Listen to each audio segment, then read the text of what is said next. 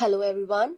Welcome to our channel IAC Steno. We are starting the passage at speed of 110 words per minute. Start. Mr. Vice Chairman, Sir, I would like to speak on this bill in the interest of the rapid economic growth in the country. If the nation grows from strength to strength economically, leading to eradication of the degrading and disheartening poverty of the people of India, the workers of this nation would also benefit and they would also go above the poverty line. Sir, I would like to mention here that the plantation crops, as understood by the term so far, namely coffee, rubber, tea and cardamom, have been giving this nation substantial amount of the much coveted foreign exchange annually. It must be noted that coffee exports alone have given our country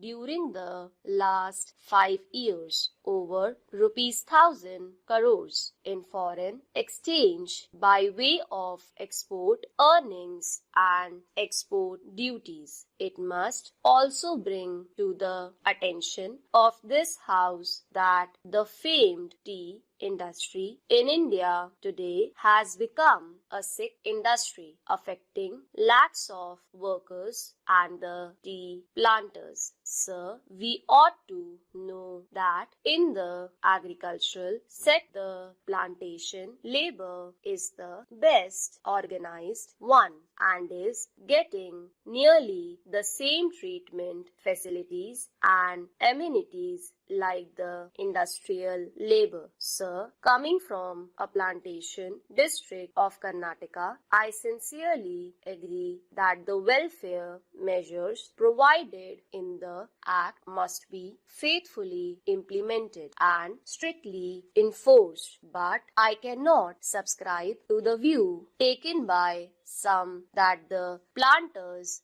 generally are exploiters and are inimical to the interest of their own workers and that they must be dealt with severely. Sir, most of the planters of today are educated and they know that contented labor is conducive to productivity and peace in the estates and therefore would like to provide all the welfare measures and amenities to the workers. Sir, I would like to point out some of the draconian, discriminatory and invidious urban directed amendments made in the Plantation Labor Bill 2013. Sir, the Plantation Labor Act is sought to be applied now even to holdings of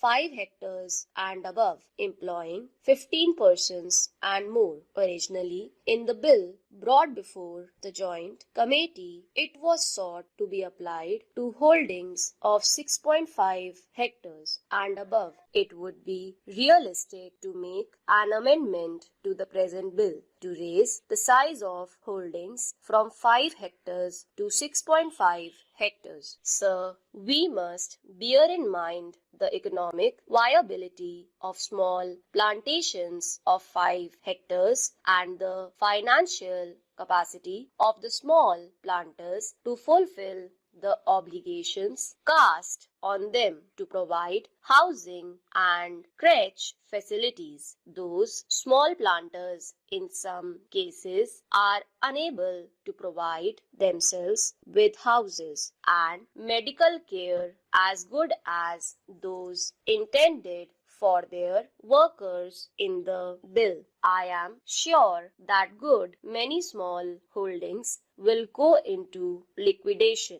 unable to bear the burden when the prices fall, as in the case of tea today. I would emphatically say that Clause 13 is not only draconian but discriminatory, and it is most harsh and killing to the farming community of India, whose hands feed and clothe the people, poor and rich. Sir, I strongly feel that the punishment with both compulsory fine and imprisonment is too severe for violation of a welfare legislation covered by the Act. For economic reasons and financial incapacity, the debt-ridden employer, particularly a small holder, may be able to discharge the obligations such as providing type design houses, creches, medical facilities, etc.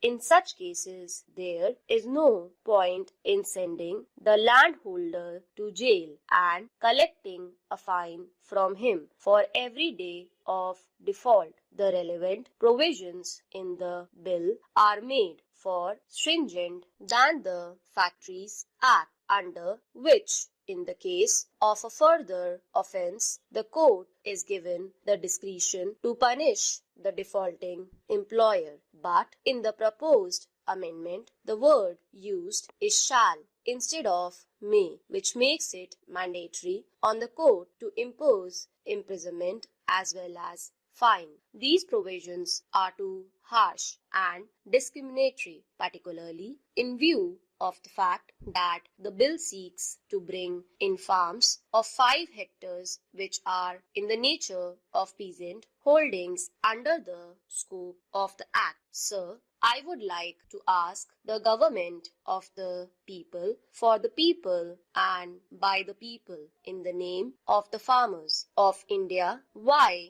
it wants to treat a farmer as a criminal and to be imprisoned for such an offence, while it does not do so for a factory owner of a city. By making this comparison, I do not mean that a provision should be made in the relevant Factories Act to make the sentence of imprisonment compulsory for similar offences. Let me make it clear that I am not speaking against the interest of the workers in the plantations. I am only speaking against the stringent and invidious measures which have been provided in the bill affecting the rural employers and the invidious laws enacted for them. Stop.